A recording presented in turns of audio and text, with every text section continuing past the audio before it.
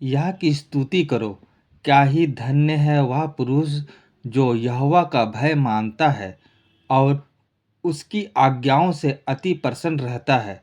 भजन संहिता 112 का 1। कब परमेश्वर हमारे जीवन से खुश होकर हमें आशीष देता है?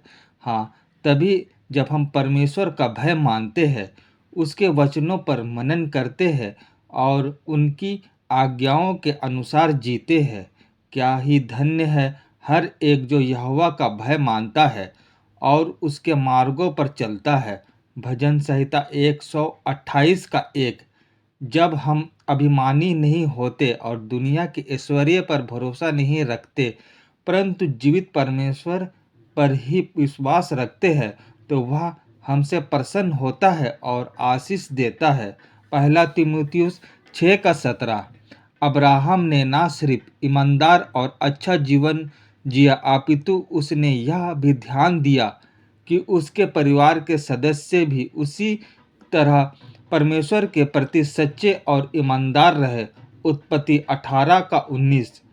यही बात परमेश्वर अब्राहम के विषय में कहता है।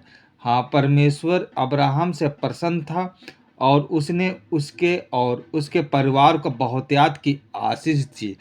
हम परमेश्वर पिता से विनती करते हैं, पिता हमें भी अब्राहम की तरह पिता धार्मिक जीवन दीजिए, ताकि पिता हमारा जीवन पिता सुखमय हो, पिता अच्छा रीति से होने पाए। पिता हे स्वर्गीय पिता, आशीष दीजिए ताकि हमारा जीवन भी पिता धार्मिक जीवन पिता हो पाए। पिता हमें तमाम दुख तकलीफ़ों मुसीबतों से पिता बचा के रखेगा।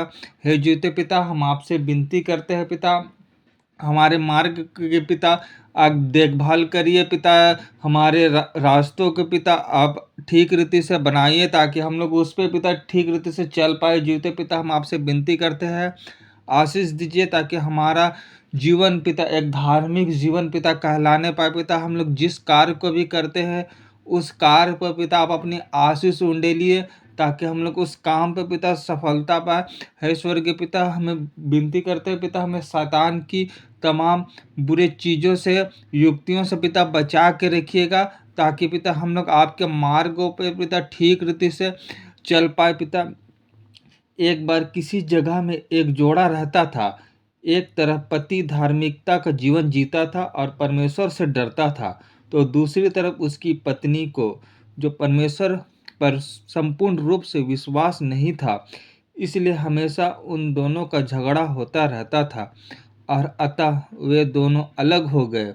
हालांकि पत्नी हमेशा अपने पति की गलतियां ढूंढती रहती थी और उसकी शिकायत करती रहती थी, लेकिन पति हमेशा प्रार्थना में समय पर व्यतीत किया करता था और कभी पत्नी के विषय में कोई गलत बात मुंह से नहीं निकालता था। उसने अपने सारे बोझ को परमेश्वर के सामने रख दिया और परमेश्वर के वचन में आनंद लेने लगा। शीघ्र ही परमेश्वर ने उसकी पत्नी से बातें करना शुरू कर दिया और उसके जीवन में परिवर्तन दिखाई देने लगा। उसने अपने एक कृत्य द्वारा उसके कठोर हृदय को संपूर्ण रूप से बदल दिया और उसकी मदद की कि वह अपना जीवन परमेश्वर को सुपुर्द कर।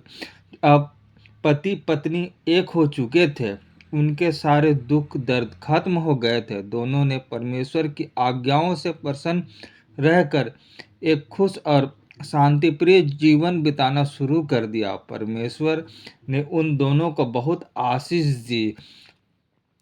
आज आपके परिवार में भी दरार हो सकती है अथवा हो सकता है कि आप अपने जीवन में किसी दर्द और सताव से होकर गुजर रहे हो, पर यह निश्चित रूप से जान लीजिए कि परमेश्वर के लिए आपके जीवन की इन परिस्थितियों को बदलना संभव है। आपको सिर्फ इतना करना है कि आप अपने जीवन को परमेश्वर को सौंप दीजिए और यत्न से उसका अनुसरण कीजिए। अपनी सारी प्रार्थना और निवेदन धन्यवाद के साथ उसके सम्मुख लाइए और हर बात में उसकी मर्जी के अनुरूप कार्य करते जाइए। भजन संहिता 40 का 8। तब आप भी दाऊद की तरह परमेश्वर के मन के अनुसार वाले व्यक्ति बन जाएंगे। प्रेरितों का काम 13 का 22। हे स्वर्गीय पिता, हमें भी पिता आशीष दीजिए, ताकि पिता मेरा घराना पिता आप पे पिता भरोसा रख के पिता हर काम पिता कर पाए। पिता हे बाबा, हमें आप एक अच्छे और नेकी के मार्गों पर पिता लेकर के चलिए, और तमाम दुष्ट की चीज़ों, बुराई की चीज़ों पिता, जो पिता हमें परेशान करती है पिता, उनसे हमें बचा के रखिएगा पिता। हमारा जीवन भी पिता एक धार्मिकता का जीवन कहलाने पाए पिता। हमारे हर कार्य पे पिता आप अगुवाई करिए पिता। हे स्वर्गीय पिता, हम अपने जीवन में पिता आपको न्योता देते हैं। महान सामर्थ्य पिता, आप हमारे साथ में रहिए, हमारी अगुवाई करिए पिता। हे स्वर्गीय पिता, हमारे तमाम बुरी चीज़ों से पिता हमारी रक्षा रखवाली कर पिता।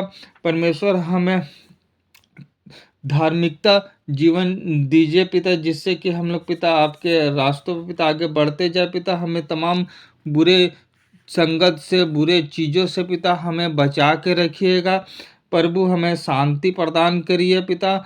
हे स्वर्गीय पिता, आशीष दीजिए, ताकि हम लोग आपके काम करने वाले पिता बन पाए। महान सामर्थ्य पिता, हम आपसे विनती करते हैं पिता, मेरे सारे गुनाह, दुष्टता, अज्ञानता पिता, इन सारी चीज़ों को पिता हमें माफ़ कर दीजिए।